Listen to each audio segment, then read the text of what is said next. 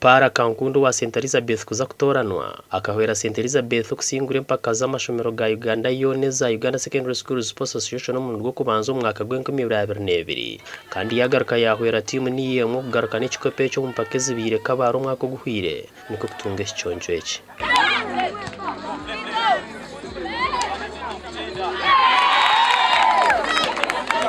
So age trophy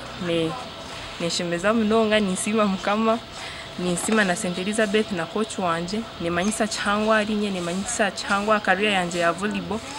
Age trophy yaletera kubikindeze shaha niyo yaletera kubandi MVP wa Uganda abishibona akankunda nagira ngo icyonje cyinjija kumiyambo gumeza no kuyamba timu ya St Elizabeth okumuhwera kushoma hamwe no kuzanira harurengo rwa higuru obwaro kushaba bazire kwimzana ikitinisa awadi sofa eze shahaneza kunshashura tuition na campus abinja bazire bariyo kwa heru mbanga abana babo gukora kikure woreke talanta zabo konkanyo muziro wanje tarayangire ngo nzane volleyball na abazire nimbe hanangiriza abana mbareke bazane byemizano ekigombe kirukure muzano yase niyo mu Uganda cya usa kikatandika ihuriro yo kuhereza abazana bato muhimbo bwo kiri kubahereza ubuconce byo gukora kurungi burumhero rw'umwaka kandi akankunda hamwe na Daniel Kagasha hamwe na Mathu barija bantare nibo basingira kurwo mu cyange cye cyabugwizo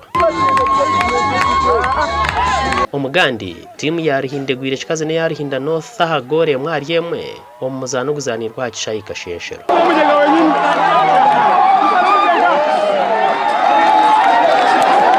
kugira ngo ibinde bimwe tutarinda government kubitukorera bitu tubase kwekwataramo rero government tushangisirize uzagwa twino kubyare meeting akamanyiso ko kukuma ubuhangwa na environment yitu bayitwe nk'abami toma twentura MK movement ahandi mwe tujakirira kimwe n'ikikakingi tusaba ngo biri 12 tubyakika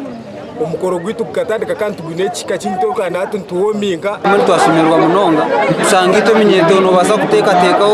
kandi MK yo kwatuzisire mwe tura tuno muhimbo muhango no kuzanda kimwe omuzano gubire gugendereye kutebekanisa timu zombi ro kwetebekaniza impaka za MK ziri kwija kubo mu ruhinda.